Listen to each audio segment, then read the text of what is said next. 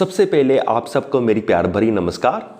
ओशो जी कहते हैं एक ये फैक्ट है कि ratio of male to female यानी कि जो पॉपुलेशन होती है मेल की और फीमेल की ये ऑलमोस्ट सेम ही रहती है। एक बार क्या होता है, जैसे कि सपोज करो एक बार एक जंग हुई, जंग होने के बाद बहुत सारे मेल सोल्जर्स की डेथ हो गई और उसके बाद ये देखा गया कि उसके बाद जब जन्म हुए बच्चों के उसी एरिया में तो वहां पर मेल बच्चों के ज्यादा जन्म हुए इन कंपैरिजन टू फीमेल, यानी कि जो बैलेंस था मेल और फीमेल की पॉपुलेशन का वो वहीं के वहीं लगभग बना ही रहा। और जो बायोलॉजी है वो भी इस फैक्ट को लेकर के अभी तक इसका कोई भी सॉल्यूशन नहीं दे पाई है, रीजन नहीं दे पाई है कि ऐसा क्यों होता है कि हमारी पृथ्वी पर नंबर ऑफ मेल और नंबर ऑफ फीमेल्स ये ऑलमोस्ट एक साथ ही क्यों रहते हैं।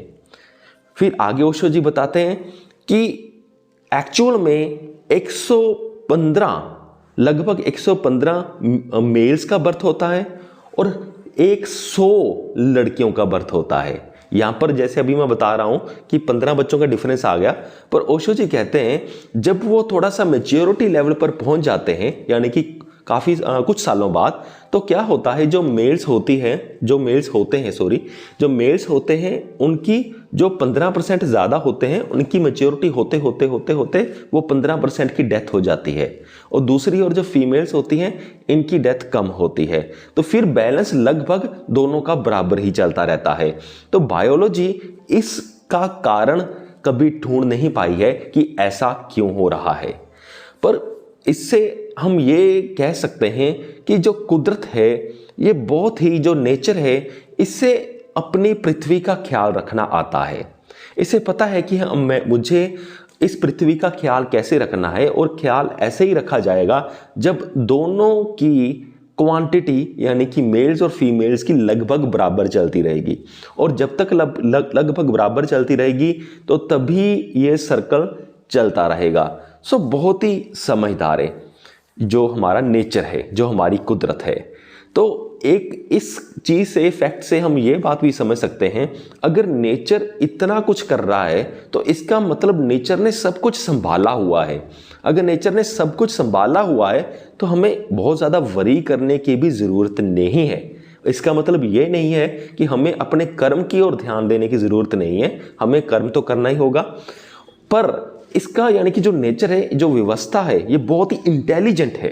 तो इसीलिए चुआंगसू भी बार बार कहते हैं कि ताओ, जैसे टाओ बोल लो या जिसे इसका जैसे मैंने मीनिंग समझाया था नेचर, ये बार बार वो नेचर की बात करते हैं। ये नेचर है, ये बहुत बढ़िया चीज़ है, हमें नेचर के साथ चलना चाहिए। चलना कैसे चलना है, नेचर के बीच में कैसे रहना है, इसका हमें सीखना चाहिए कि हमें नेचर को ही भगवान सा मान लेना चाहिए। समथिंग लाइक दैट आप कह सकते हो। तो आप ये भी कह सकते हो कि ये सारा बैलेंस परमात्मा रख रहे हैं।